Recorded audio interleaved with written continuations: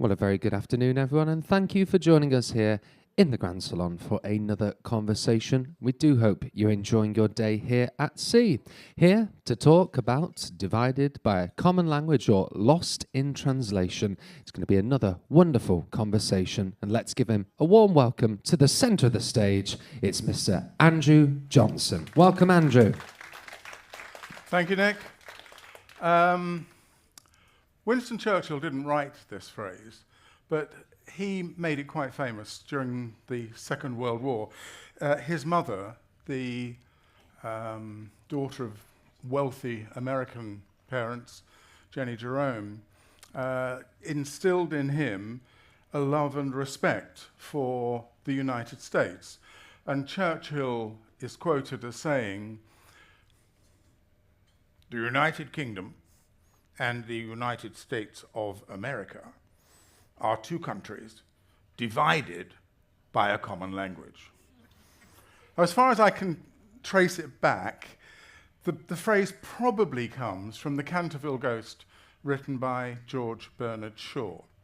And many of Churchill's great speeches were written for him by some of the best speechwriters around. Now, if you've been with me before, you'll know that I have quite an interest in language and signs, so I'm going to start by showing you a couple of signs. When we first went to Kushadasi, probably 30 years ago, at the market at the gates of Ephesus, we saw a stall with this sign on it. Well, there are now dozens of them. And I said to the trader, "Doesn't this detract from the sales?" And he said, "Since I put this sign up, our sales have doubled." We all know what we're getting. Now, there's another one I want to show you. Personally, if the door doesn't open, I probably wouldn't go through it anyway, but if the door doesn't open, do not enter. And then in Florida, we spotted this one. At least you know what you're letting yourself in for, right? Now, I come originally from the south of England, near to the city of Chelmsford. And when I spotted this sign on the highway, I realized that secret nuclear bunker is not so secret anymore. Let me just go back to Winston Churchill for a moment. He said a lot of great things. His use of language, even if it was created by someone else, his use of language and his presentation was really very powerful. The price of greatness is responsibility, for example.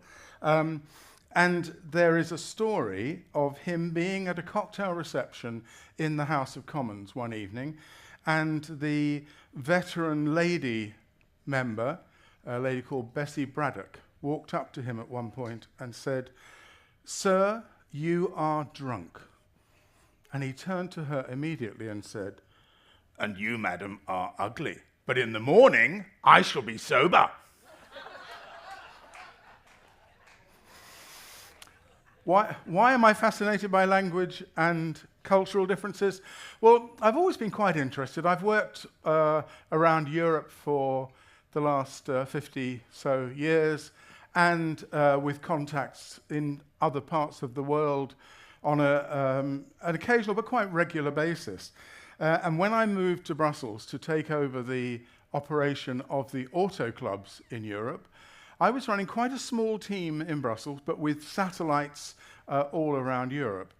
And I had a senior team of 17, the executive team, and they came from 15 different nationalities. Their natural languages were 12 different languages. Their cultures were quite varied. We were dealing with different currencies, different legal systems, and so on. And so we had lots of misunderstandings. Most of these people had worked in their own countries but done international trade, but hadn't had to work as part of an international team, because I was still creating this at the time. And we had lots of misunderstandings. I would have someone come to me and say, "You know, Melanie agreed to do so-and-so by Tuesday. It's now Wednesday, and she hasn't finished it. And I would speak to Melanie, and I'd say, Hans says you said you'd do this by Tuesday, and he says it isn't done.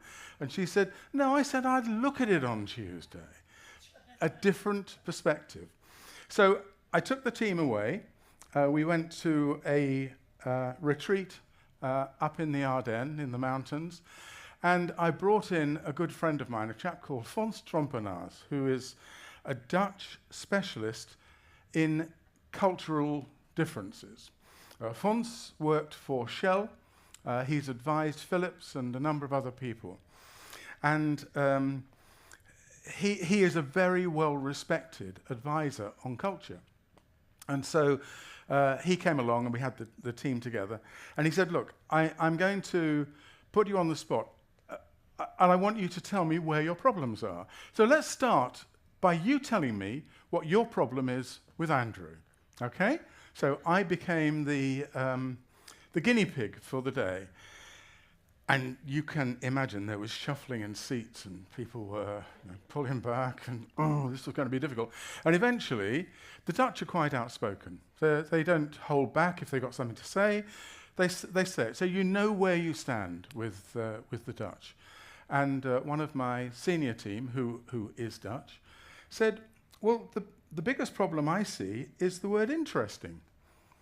So Fons said, explain that to me. And he said, well, if I suggest something to Andrew and he says it's interesting, I don't know whether he's interested or not. And so we explained that if I say something is interesting, it means I'm interested. On the other hand, if I say, interesting, it means I need time to think about it. And a couple of weeks later, we were in an executive board meeting, and the finance director brought a proposal to purchase our foreign currencies in a different way at a different time. And it was something that I hadn't been prepared for. I needed time to think about it. So my reaction was, interesting. And two of the other directors turned to him and said, boss doesn't like it. There are a number of British expressions that aren't natural to other people. And it's true in all languages, or all cultures at least. But if someone says to you, in explaining something, with the greatest of respect, I think, it doesn't demonstrate any respect at all. What it is saying is, this is what you need to understand. So get it right. If I say, oh, by the way, that just means I'm attracting your attention because I want you to know this, or I want you to do this. It's my way of gaining your attention. And if I say in a conversation, well, I would suggest, it means this is what you need to understand. This is very important to me. And by contrast, if someone does a job or performs something and I say, that's not bad, the British, it's terrible, I know, but the natural British understatement, that's not bad, actually means well done. That's very good. I'm pleased with you, I'm proud of you, or whatever.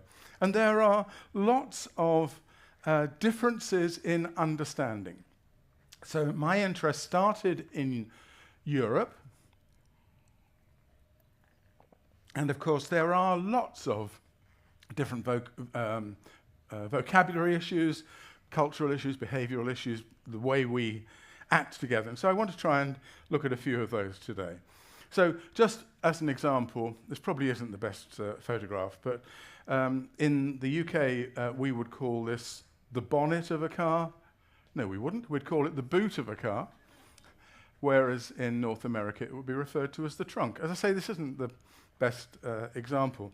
But as a result, in the UK and Ireland and a number of other places, we would refer to a second-hand, a clearance sale where people take their cars to a field or a yard and we all start selling out of the back of the car. We would call that a car boot sale, whereas elsewhere it might be referred to as a yard sale or a garage sale, perhaps.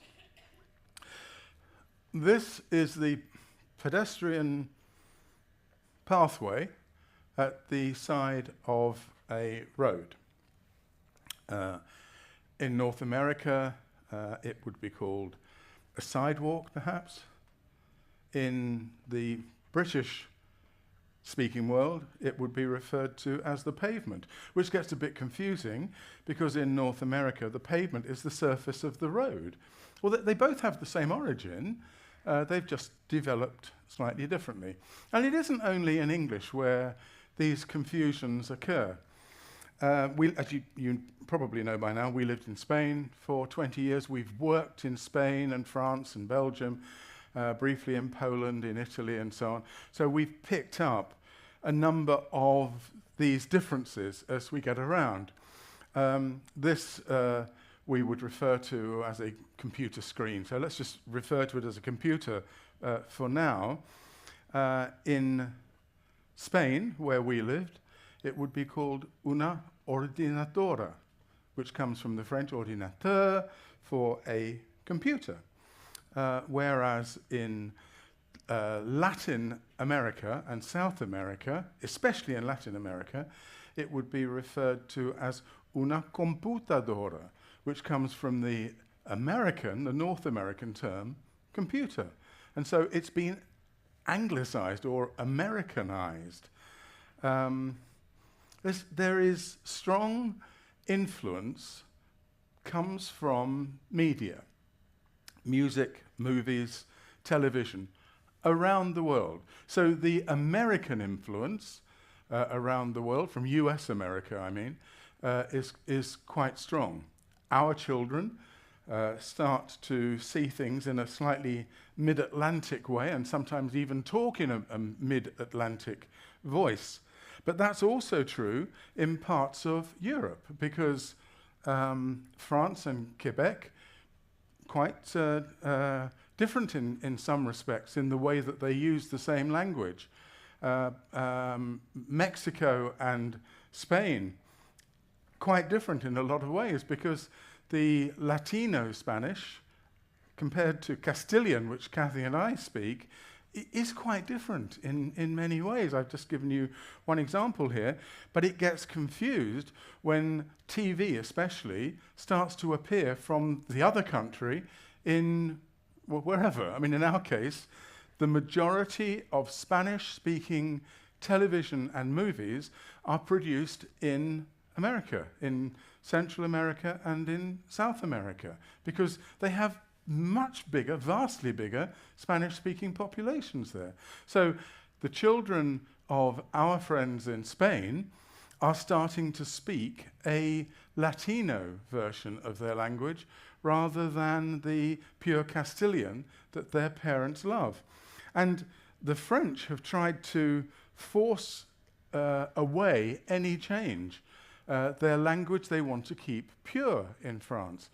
But a little bit like King Canute trying to stop the sea from arriving, it doesn't work because the pressure is really quite enormous. Languages change. It's quite natural that languages change. Let me give you another example.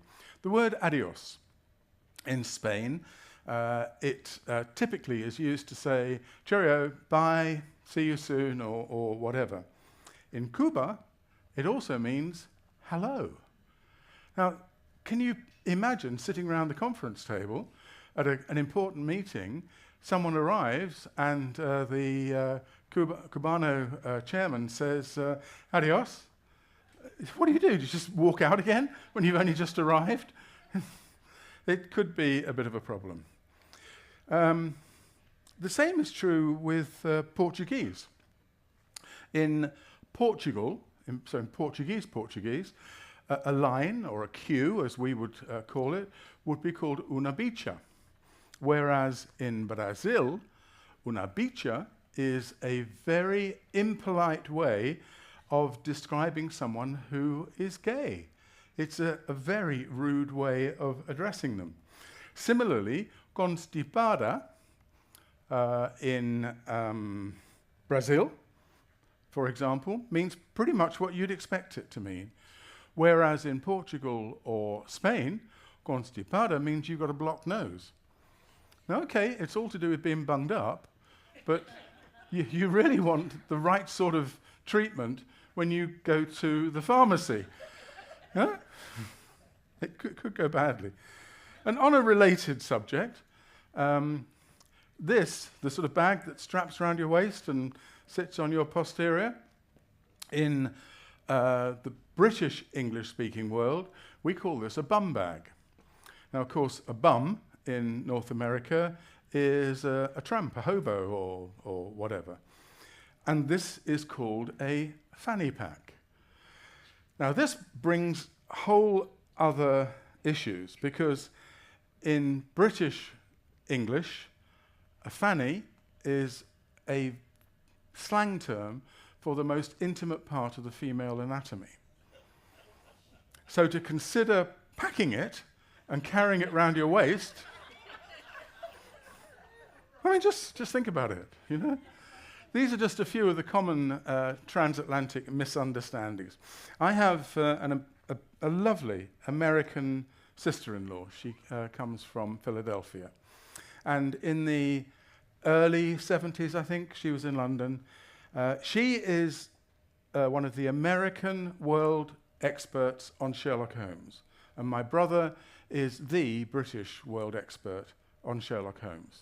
So imagine what might have brought them together.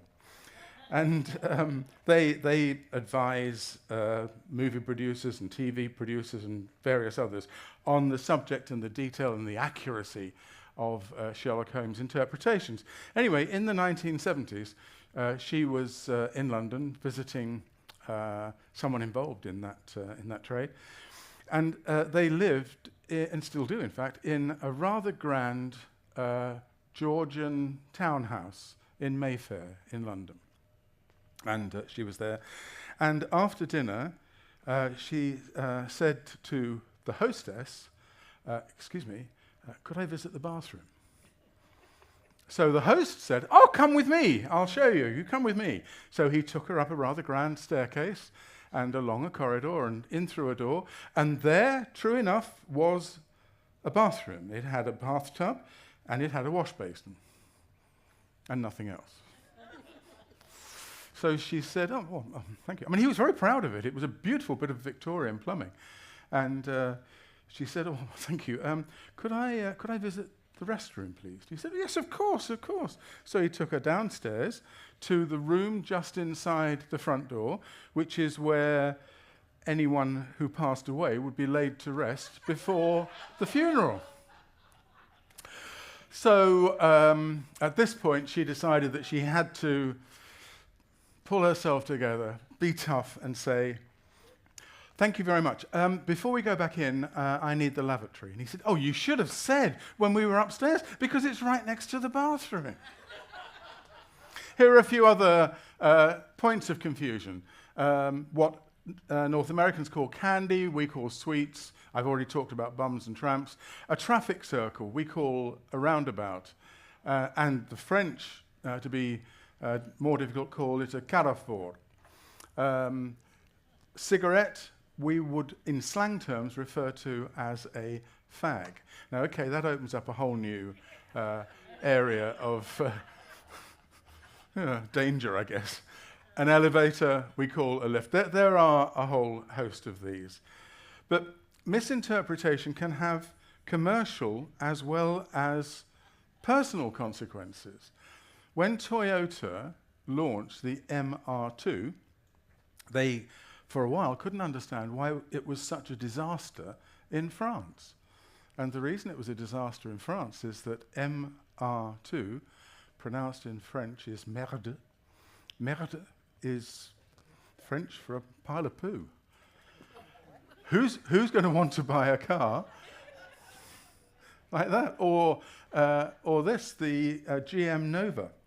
The GM Nova, and they launched a different car with the same name in Europe, and one absolutely bombed in Spain, and this one failed in Mexico, and someone had to explain to them that in Spanish, Nova, no va, means doesn't go.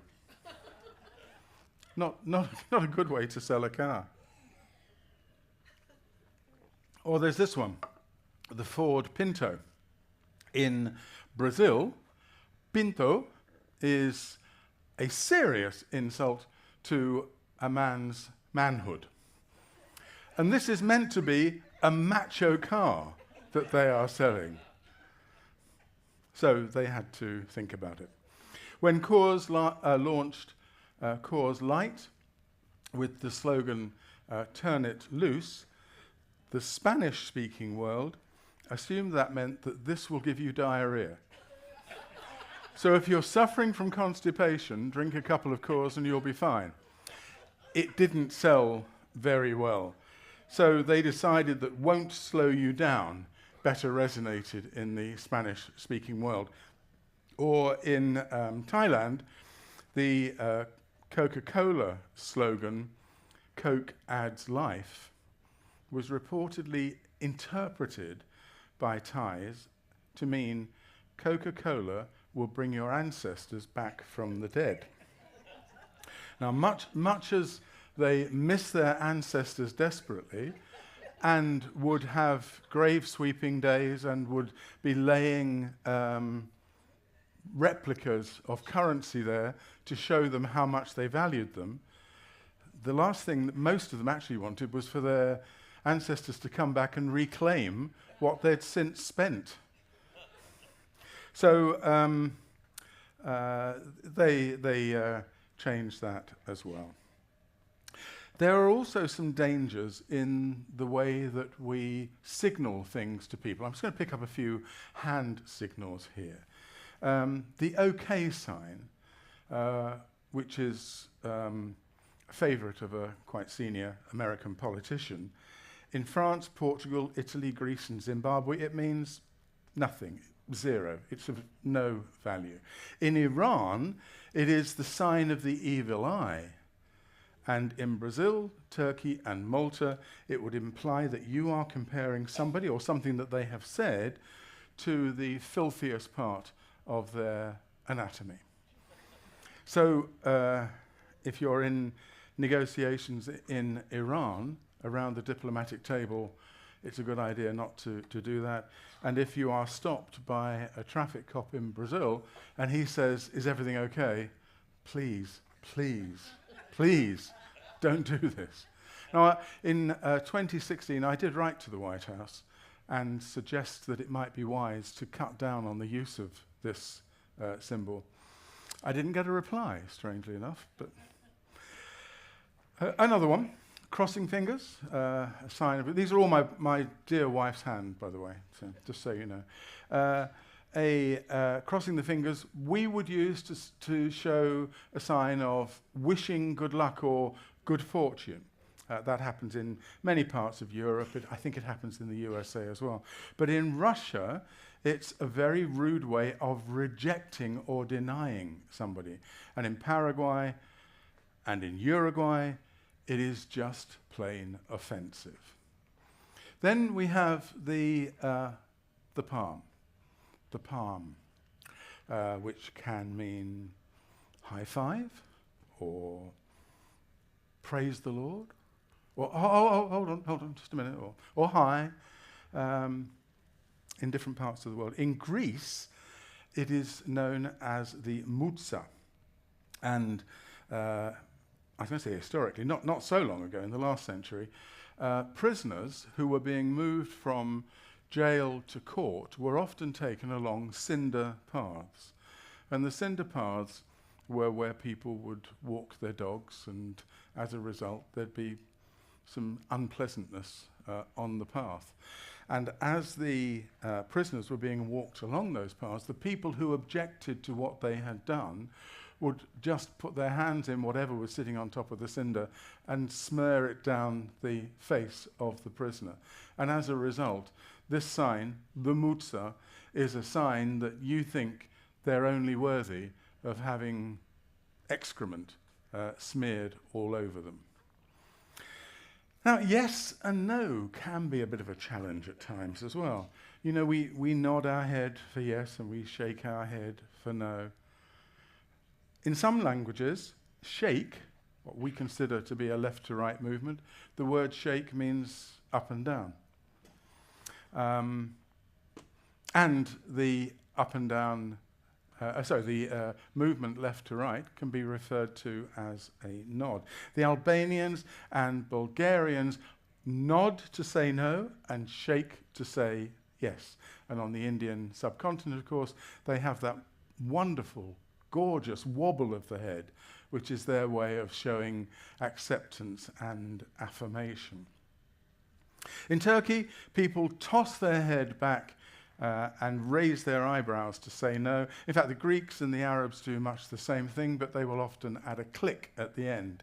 So you need to watch out. Oh, and just to confuse matters further, in some cultures, nay means yes, and okay means no. You are keeping up with me, are you? Good. Because the exam at the end is quite complicated. Now, superstitions vary by culture as well. Friday the 13th, last Friday was Friday the 13th, and in a number of cultures, people will do nothing on Friday the 13th for fear of something bad happening to them. A number of examination boards in Britain have started suspending examinations on Friday the 13th. So you'll find exam rooms sitting empty for the day because the pupils believe, or are encouraged to believe, presumably by their parents, that they won't do very well on that day anyway. 1 in 6 British adults believe that Friday the 13th poses the greatest risk of bad luck. They consider it unluckier than black cats or broken mirrors or spilled salt. And as a result, they won't catch a train that day, they won't fly that day. The cheapest day to fly with Ryanair, who all their pricing is based on demand. It's all dynamic pricing.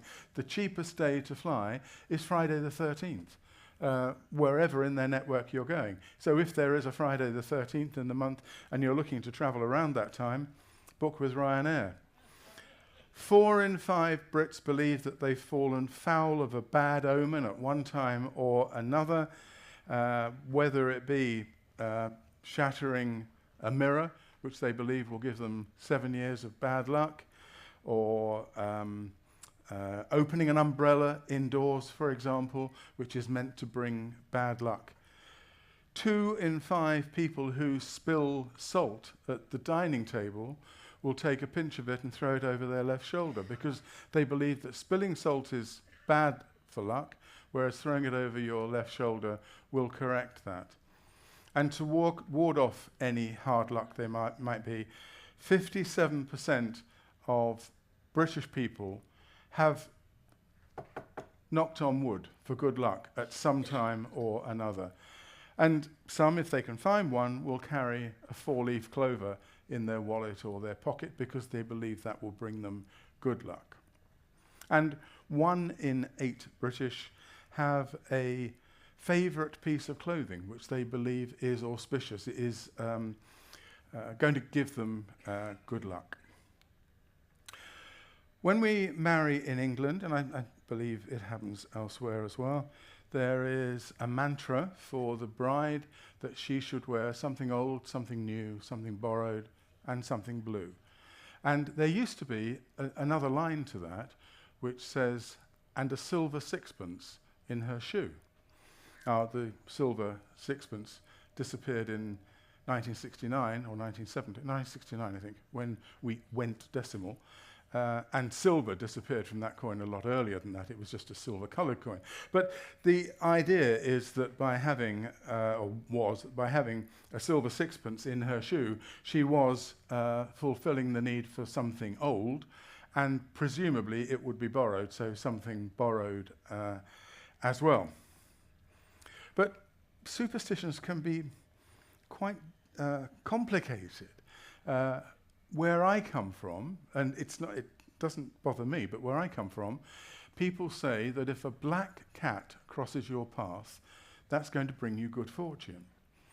I have worked with a number of people who say, no, that's not right. If a black cat crosses your path, that's really bad. You don't want a black cat to cross your path. And we've had arguments about this. When we were running the company in Brussels, Kathy and I would, about once a month, would arrange what we called a cultural dinner. Someone in the company would arrange to take us somewhere and explain something about their culture, usually just in the food that was served that night. And we'd have all sorts of interesting conversations about language and culture. There was a lovely restaurant on the Place Châtelain, which is one of my favourite little market squares in Brussels. A lovely little restaurant called Haut comme trois pommes, which means as high as 3 apples. And so we had a discussion about this one evening. Why as high as 3 apples? Well, that's the way they would describe a small child, a very small child. They say, oh, he's as high as 3 apples. In the same way that we would say, in my bit of English, knee-high to a grasshopper. You can imagine, you realise how small a grasshopper is, just meaning really, really small. So we once had a discussion about black cats, and the conversation went on for ages as people were comparing things. And then we got on to horseshoes. There are people who believe that a horseshoe will bring you luck, as long as it's hung with the tines pointing up so that the good luck can't fall through. Or there are people who believe the same thing, but the tines must be pointing down so that the good luck can't fly away.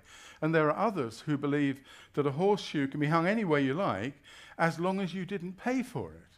So you need to have found it, or you need to have been given it. And others who say the most important thing is that a horseshoe to bring you good luck must be there to be touched. Mothers all over the world will sentimentally keep a lock of their baby's hair. But in different countries, it's either bad luck to cut the hair before the child is a year old, or bad luck not to cut the hair before the child is a year old. And now, as we marry between cultures, grandmothers can have the most amazing battles between them about which is right, and giving advice to their daughters-in-law or their sons-in-law, or telling their daughters or their sons, you need to pull him in line, he's got this wrong.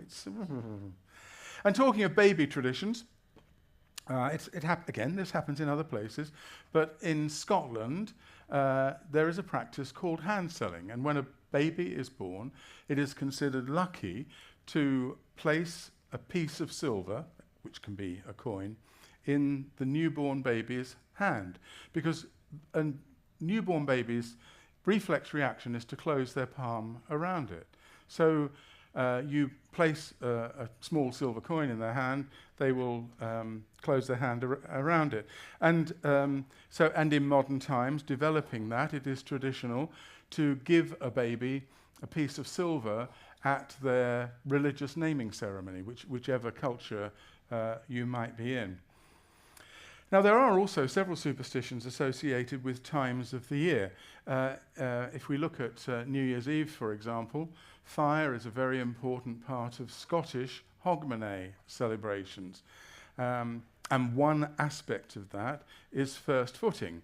It is traditional for someone to cross the threshold immediately after midnight, preferably with a blackened face, although I think that's starting to die out now. I think we've hopefully moved away from that. But it was meant to signify that they were a coal miner, not that they were of any racial origin, and carrying a piece of coal. So they would be the first footer. They should be tall, they should be dark-haired, they should be bearing a gift of coal, plus a silver coin and a black bun. And and salt and whiskey. And they would then be invited into the house because they have brought the good fortune with them, and they would be plied with several very strong and very welcome glasses of whiskey.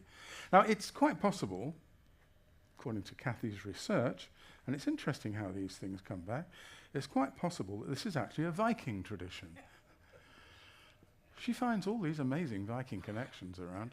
But it certainly goes back far, far earlier than any of our Scottish friends can place it.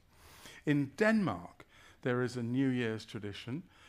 any broken crockery or china that's happened during the year, so if you drop a plate or someone knocks a cup off a counter or whatever, you collect it all up, and then on New Year's Eve, you throw them at your neighbour's house. And the irony is, you do it to give them good luck. So you avoid the windows, you just arrange for them to land somewhere close to the heart. And of course, in China, there are lots of things associated with the Lunar New Year. It's bad luck to sweep the streets at New Year, or you'll sweep away all the good luck, and a number of others. And as I have said, we used to live in Spain, and at New Year, and I'm back to the calendar New Year now, at New Year, it is considered essential for good luck to be wearing something red when the clock strikes midnight. And we've been to a number of Spanish New Year celebrations where we didn't see much sign of red. And so Kathy once made the mistake of saying, I thought it was considered bad luck not to be wearing red at New Year. Only to be shown a couple of pairs of underwear that well, you'd rather not take account of. In fact, I think I prefer imagining them in the drawer back in the closet. It seems more comfortable somehow. And as I say, Chinese New Year is associated with colour and all sorts of things.